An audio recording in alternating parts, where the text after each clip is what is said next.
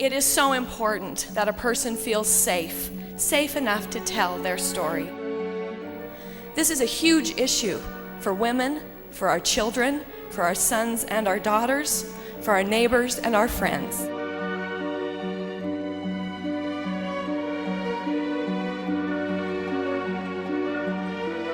Keep in mind that this man and his entire family had been our best friends for 2.5 years prior to this experience.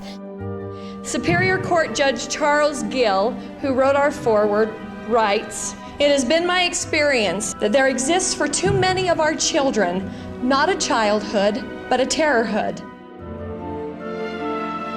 This book is the encyclopedia of what adults should know about this particular terrorist, one called the pedophile. In 1974, when my next guest was 12 years old, she was kidnapped by a trusted family friend. The man picked her up from a piano lesson, drugged her, and kept her for 55 days as the two of them lived in a motorhome traveling from Idaho to Mexico.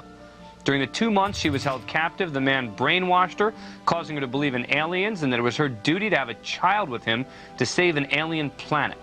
She was finally freed by Mexican police cooperating with the FBI and returned to her family. Later, at age 14, she was kidnapped again by the same man. I was multitasking last March, a year ago, watching Dr. Phil when the breaking news that Elizabeth Smart had been found broke onto the television. I was absolutely riveted to the television set. I could not stop listening, and immediately I began making phone calls. I'd already been groomed for 2.5 years by this man.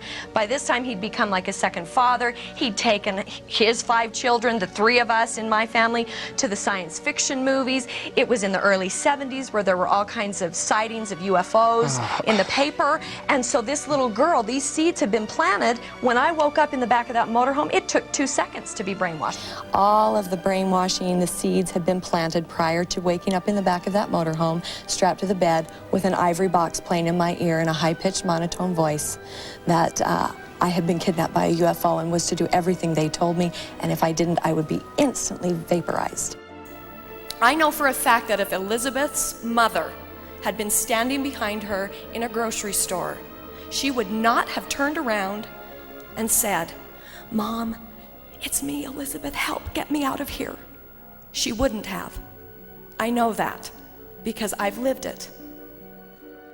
I'm struck by how many children from very religious households are, I guess, targeted first of all, but seem susceptible in a way to the what are they? The workings of a madman, of a fanatic. For somebody who wants to prey on their minds. Absolutely. Do you know what that's about? Well, I think any time that you're taught to have faith in something, you should also be taught to find facts. If you're going to be taught to believe in something, you better be taught to question it as well.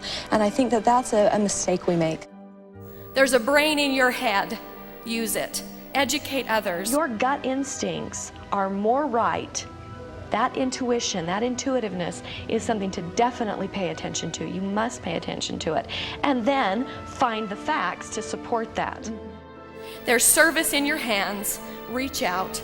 We need more education because it is information. Information is inspiration. Information is power.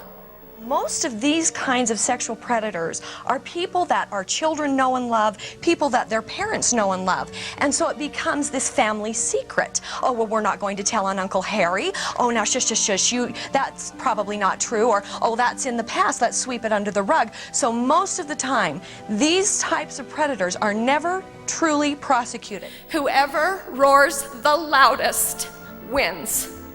Above everything else, first, I am a woman. Hear me roar. Thank you very, very much.